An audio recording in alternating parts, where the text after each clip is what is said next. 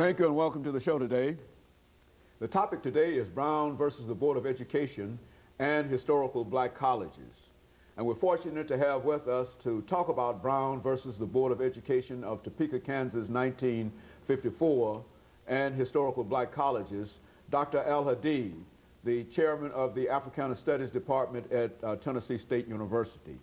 Dr. AAl-Hadid, let me welcome you to the show this morning, and to say up front that it's difficult to introduce you to our audience this morning because they've seen you on so many occasions with so many excellent shows. And what we'd like to do today is to simply continue that tradition. But before we get into Brown versus the Board of Education and historical black colleges, Dr. AAl-Hadid, let's have you to sort of give a capsule of your background in education so that we can devote quite a bit of time to a discussion of Brown versus the Board of Education and the impact that this decision had upon historical black colleges.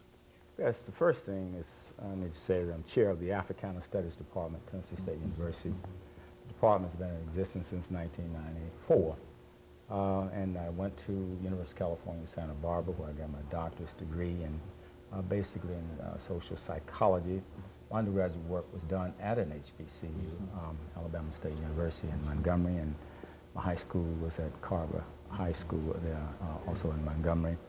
Traveled rather extensively in Africa, spent a year or so in Kenya, where I studied at the University of Nairobi.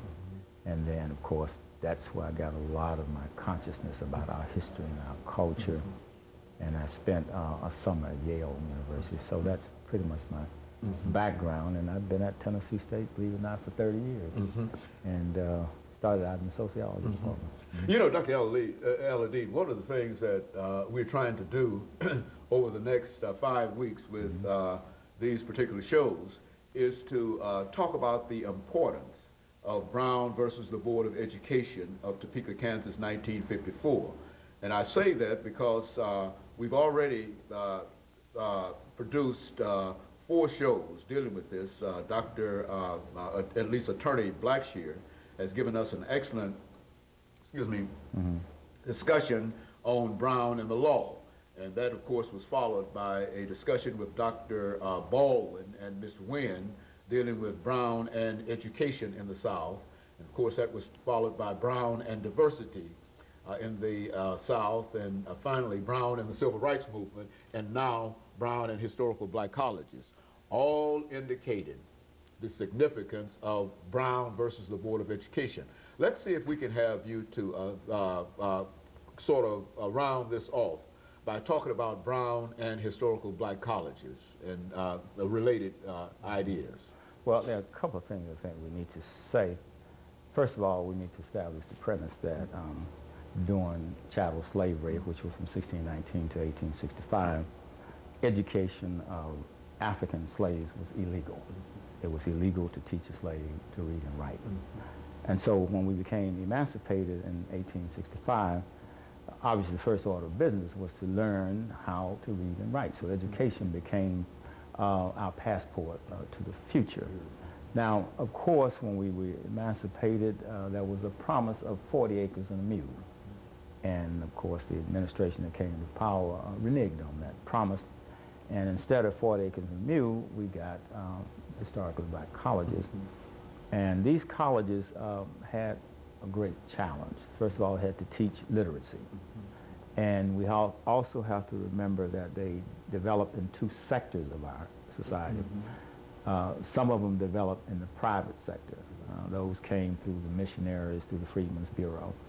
And then later on, as the Industrial Revolution started to get some hold in the South and other parts of the country, then we had the land grant colleges and universities. So to give our audience an example of each, Tennessee State, for example, would be a land grant school.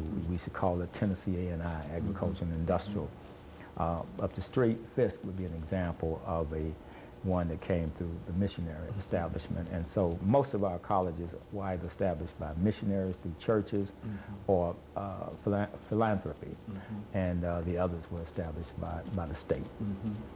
And so you've established the existence of these institutions of higher education. Well, they were not, talk about the curriculum of some of these institutions at this particular time. And I say that, Dr. AAl-Hadid, reluctantly, because I think we're just about 25 seconds from the end of this particular segment, and I really don't want you to get involved in talking about that because, as you so well know, I will interrupt you at the appropriate time. But we've got about 16 seconds now. When we come back, I want to make sure that we get into a discussion. We'll have at least 8 minutes on this particular segment to get into a deeper discussion in reference to this.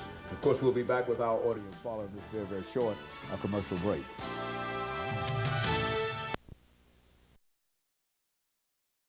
Is Brown versus